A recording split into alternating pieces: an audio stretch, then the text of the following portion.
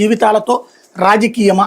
మన్యం జిల్లాలో ఘటనపై విచారణకు మంత్రి లోకేష్ ఆదేశం. రాజకీయాలకు దూరంగా ఉండాల్సిన సరస్వతి నిలయాలు కొందరు రొచ్చులోకి లాగుతున్నారు. ఒకే గ్రామంలోని 3 పాఠశాలలో ఒకటి మోడల్ స్కూల్గా మార్చి మరో పాఠశాలలోని 3, 4, 5 తరగతులు విలీనం చేశారు. 1/2 కిలోమీటర్ దూరంలో ఉన్న పాఠశాలకు విద్యార్థులు వెళ్లేందుకు సుముఖంగా లేరని పూర్వ పాఠశాలను కొనసాగించాలని డిమాండ్తో వారిని కొందరు ఉసిగొల్పారు. చిన్నారులు వెంటబెట్టుకుని కలెక్టర్, విద్యాశాఖ అధికారులని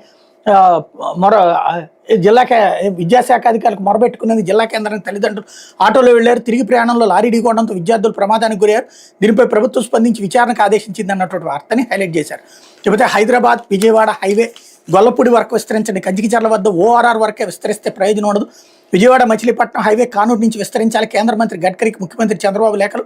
అత్యంత రద్దీగా ఉండే హైదరాబాద్ విజయవాడ హైవే 65ని గొల్లపూడి వరకు విస్తరించాలని సీఎం చంద్రబాబు కేంద్రానికి విజ్ఞప్తి చేశారు. విస్తరణ కంచికిచర్ల వరకే పరిమితం చేయాలని జాతీయ రహదారుల సాధికార సంస్థ భావిస్తోంది. సలహా సంస్థ రూపొందించిన ప్రీ ఫీజిబిలిటీ రిపోర్ట్లు అమరావతి ఓటీఆర్ వరకు విస్తరణ చాలని ప్రతిపాదించడంతో ఈ మేరకు ఎన్హెచ్ఏ పరిశీలిస్తోంది. దీనిపై సీఎం చంద్రబాబు స్పందించారు. గతంలో ఉన్న ప్రతిపాదన ప్రకారం గొల్లపూడి వద్ద విజయవాడ బైపాస్ వరకు హైవేని 6 వరుసలుగా విస్తరించాల్సిందేనని కోరుతూ కేంద్ర రవాణా జాతీయ రహదారుల మంత్రి నితిన్ గడ్కరీకి తాజాగా లేఖ రాశారు.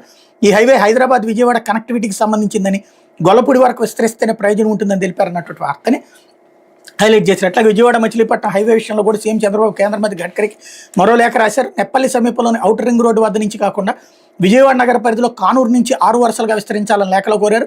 విజయవాడ నగర ట్రాఫిక్ పెరుగుతున్న నగరం కూడా వేగంగా విస్తరణ జరుగుతుండటంతో కానూరు నుంచే హైవే విస్తరణ చేపట్టేలా చూడాలని ఈ మేరకు డిపిఆర్ సిద్ధం చేయాలని కోరారన్నటువంటి వార్తని హైలైట్ చేశారు. ఇకపోతే జగన్ చెప్తున్నవన్నీ అబద్ధాలే, ఆయన పర్యటనకు పూర్తి భద్రత కల్పిస్తున్న ఆయన తప్పుడు ఆరోపణలు చేస్తున్నారు, ఉన్మాద ముఖతో వెళ్తూ శాంతి భద్రతలు జరగొడుతున్నారు ప్రభుత్వం వెల్లడి. పర్యటనలో తనకు భద్రత కల్పించలేదంటూ వైకాపా అధినేత జగన్మోహన్ రెడ్డి చేస్తున్న ఆరోపణలను పచ్చి అబద్ధాలను రాష్ట్ర ప్రభుత్వం పేర్కొంది.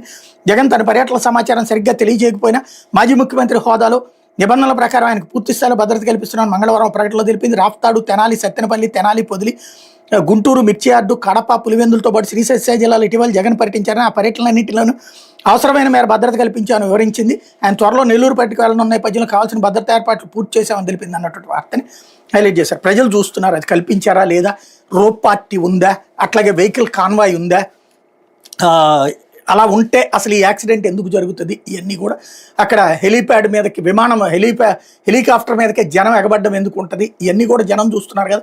మిర్చి యార్డులో ఎట్లా ఉంది ఇదంతా కూడా.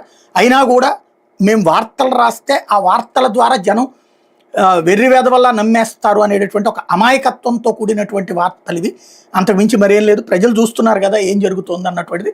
నిజంగా భద్రత కల్పిస్తే Z+ కేటగిరీలో చంద్రబాబు గారికి ఎట్లా ఉంటుంది, చుట్టూ రోప్ పార్టీ ఉండదా, అవతల బ్యారికేడ్లు పెట్టి ఉండవా, వెహికల్స్ వచ్చేటప్పుడు మూమెంట్కి ఫ్రీ ఉండదా, అక్కడ ఏమైనా జరుగుతుంది అట్లాగే. అదే కదా కేటగిరీ, Z+ కేటగిరీ అంటే. మరి ఒకళ్ళకొక న్యాయం, ఇంకొక న్యాయం. అదేమంటే లేదు అద్భుతంగా ఉందని పేపర్లో వార్త రాసేస్తే, ఓ ప్రకటన చేసేస్తే నిజమైపోతుందా అన్నదే ఇక్కడ $1 మిలియన్ ప్రశ్న. కాకపోతే అంత